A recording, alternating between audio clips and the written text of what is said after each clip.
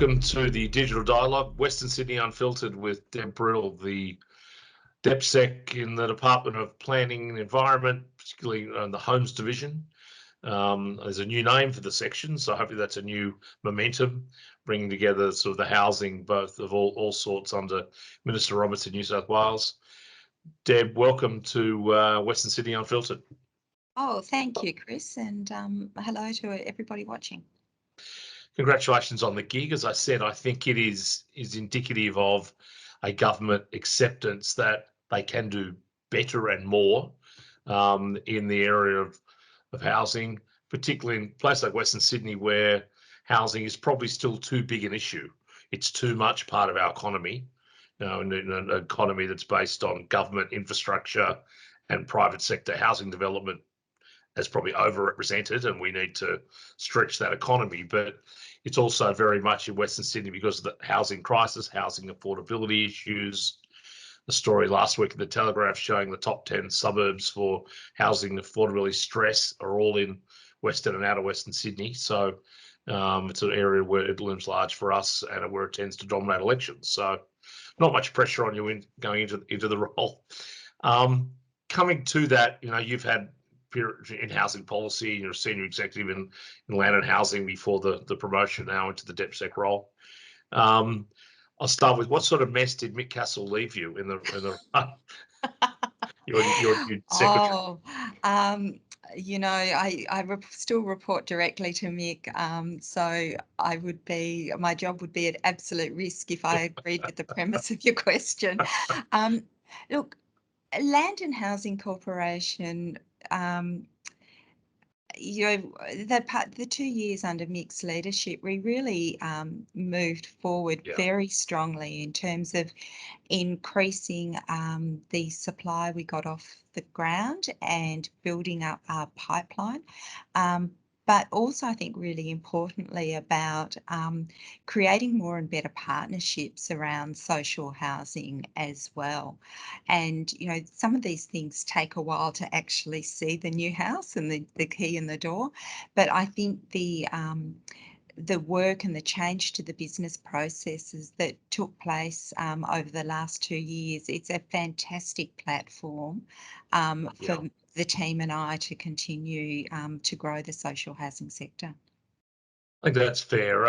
There's two issues really in social housing we often see in the region. There's the social policy side, housing as a lever of social welfare, and there's the stimulatory nature of housing, which is often used by governments process and maintenance, the sometimes forgotten part. But let's focus on the social policy side for now, the sense of inclusion. It is, one of the things unique about Australia, that sense of owning your own home or being safe in your own home, of less vulnerability residentially than other parts of the world, comes into stark contrast, and it came in very much during COVID, a reminder of that sense of vulnerability that can be there. What's the base ideology you bring towards the concept of housing and public housing, affordable housing, social housing, the subject with many names but largely meaning the same thing? Yeah, look, I mean, I don't know if we've ever talked about this, Chris, but my background's social work. And so while I spent, the first sort of 9 years of my career doing casework and sort of doing one-on-one work, I moved into policy because I thought maybe there was greater chance of bigger change working with systems than individually with people.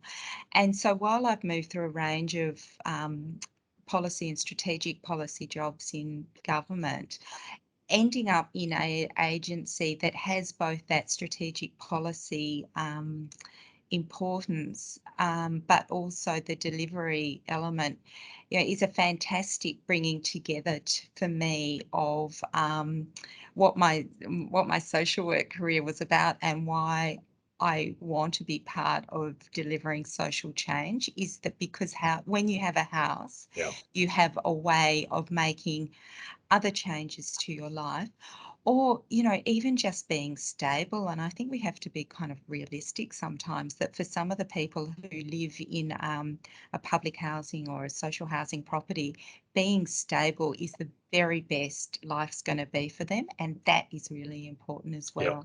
So I see housing as a means towards social outcomes, and social equity is, you know, what I bring to this.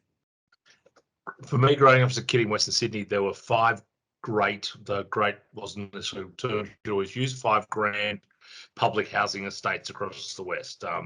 Parramatta had its Dundas Valley, I think the biggest, traditionally one stage in the Southern Hemisphere.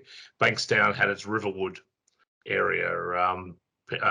Penrith Blacktown sort of shared a Mount Druitt space. Liverpool had Green Valley, the right of Green Valley, and Aids, Minto, and Campbelltown. These were areas that were of density of public housing, which originally were worker housing.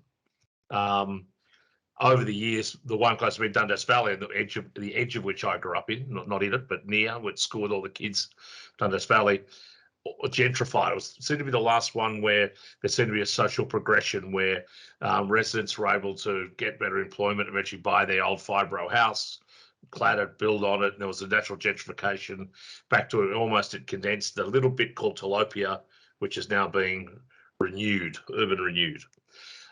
We haven't seen as much progression in the other areas of Western Sydney, and you've condensed worker housing has become largely welfare housing. It's not government subsidised homes for people in essential jobs anymore. It's down to largely welfare class, mental health areas, bigger addiction and refugee, etc. Therefore, my long-winded way, how do we, the social side of what you got into it, how do we help that progression in those communities? And what role does the physicality of that great public housing estates have on the mentality of its residents or the mobility of its residents?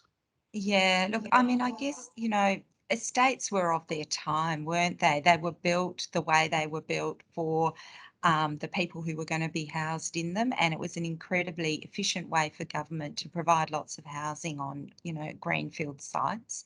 But almost all built with that Maryland's brick pit brick. You could pick in my days the houso bungalow that was, they all looked the same. They all came out of the Maryland's brick pit at one time, and just public design wasn't really their strong suit. And, you know, those are really the things we're looking to change now. And so the estates where we are starting, you know, it's a long, slow process, estate regeneration.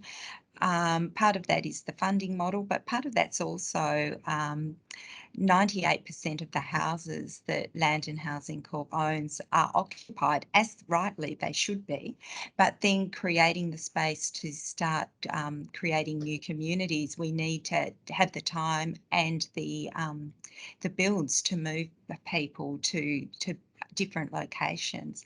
But what we're really, with those new communities... Because a chunk of those 50s, 60s still make up a lot of your stock, don't they? There is still original bungalows that are still a large chunk of... Oh, completely. And if you sort of take sort of a helicopter view of what Land and Housing Corp properties are in Western Sydney, on the whole, they're 3-bedder properties. They were absolutely built for mum and dad and 2 kids.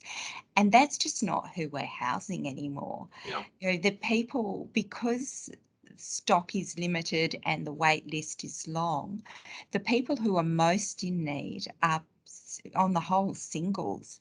And so we're increasingly older women, isn't a vulnerability of older female singles is that sadly the largest growth sector in social housing. Look, completely. So we need to be building for the people we will be housing now and into the future. So 75% of the current wait list in Western Sydney are for people wanting 1-bedders, and yet only 22% of our stock in Western Sydney has studio or 1-bedrooms. And, you know, so we need to be looking at what we're building. You're absolutely right. The people we're housing are ageing, and so they're going to be in social housing forever. That's going to be, you know, their story and our responsibility to safely house them. So we need to be thinking about building properties that can be adaptable and that can work for people as they age, because the intent. The good news there, surely, that the good news of that changing profile, your customer profile, effectively, is that that lends itself more to density of living, apartment living, well done. So, which would be somewhat a little bit easier to manage new stock, I imagine, with the chance to renew some of that. And renewal is a lovely word often for something that many homes, or that space has that many homes of the same space. Therefore, we have to go up. So does that in some way suit the fact that they're older, smaller sized households that might be adaptable? Yeah, it does suit. On the whole, we've sort of looked to try to build look, you know, there's going to be exceptions to everything I say, I guess, but building 2 stories or 3 stories, you know, it kind of works best. And 2-story builds, Land and Housing Corp has self-approval powers, so that means we're able to, of course, consult with council and consult with the community around the new build, but it's a faster process in terms of development than needing to go through the standard DA. So where we can and where it makes sense, we do the 2-story builds. As you know, through involvement in our housing reference panel over the last couple of years, one of the proposals we put to government is that around the new metro stations, the sort of place you would want people of low economic means living, so access to transport to overcome the tyranny of distance, etc. The opportunity is above metro stations to really mandate a much stronger role on the private sector to provide opportunities for social and affordable housing. Well, I don't expect you to comment on the government policy side. That needs to be determined. That does open up more the chance for you for more innovative partnerships for you to play with the private sector, and we're very focused on how we bring private money in, federal money, the local, state, community land, private money, the whole mix being brought in to increase the stock, the quality of the stock, yes, and the quantity of the stock based on the waiting list. Where do you think we sit in a continuum of a public-private approach to social affordable housing in New South Wales at the moment? You know, I think we're sitting in a pretty good position. I mean, a number of the estate redevelopments that you talked about earlier are relationships with private development companies and also with community housing providers. You know, this is such a big problem. Government can't do it by itself. It is absolutely reliant on a range of different partnerships to help us meet the housing need right across the state.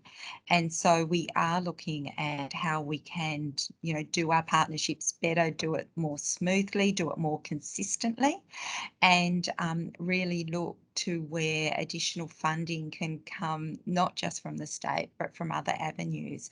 So we can deliver more and we can deliver better. The federal government sometimes are a bit nasty about they call the big bloated state housing bureaucracies and others. Federal-state relations always manifest down to community and social housing. It's one of those great interaction points. We're on the cusp of a federal election, and that could change again as to where that sits. But in the middle of that seems these CHPs, the community housing providers, which are not for profit but privately run not for profit entities in the midst. And we saw the role they can play in London.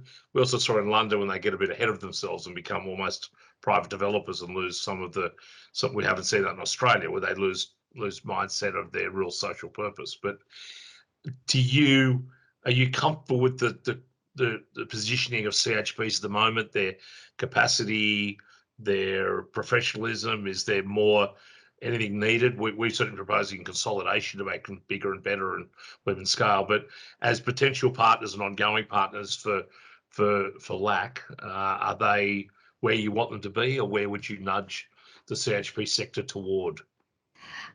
Look, It's indisputable that CHPs are a really important part of social housing delivery and social housing management. And so, as you know, there is a fair portion of Land and Housing Corporation properties that are managed by community housing providers.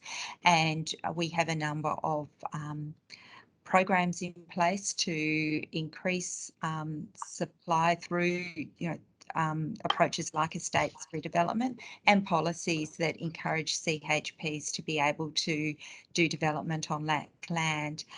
Look, this sector is growing and maturing at a really rapid rate. There are some incredibly clever and committed people working in the sector. And, I think no different from government people working in social housing, everybody wants more. Everybody wants to find ways to do that. And look, there are some CHPs doing really innovative, clever financing with private financing arrangements and NIFIC that are just fantastic. In terms of consolidation, I think there is Are there too value. many?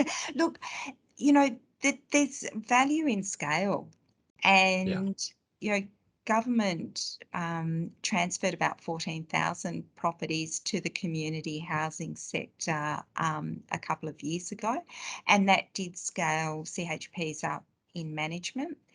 And we're blessed across Western Sydney. Groups like St George and Evolve and Hume and Link and Blue Chip and others, they've really, we've seen a real leadership coming out of them and a maturity that wasn't there 10 years ago in that the capacity. We think that should drive even more transfer now and more. In fact, it should encourage feds and the private sector to invest more with them privately. It should encourage the states to transfer more assets or co-develop assets with CHPs. And I just, as you know, we're all trying to get more. The availability of land is the big thing, and the role governments can play in providing more land to. Yeah.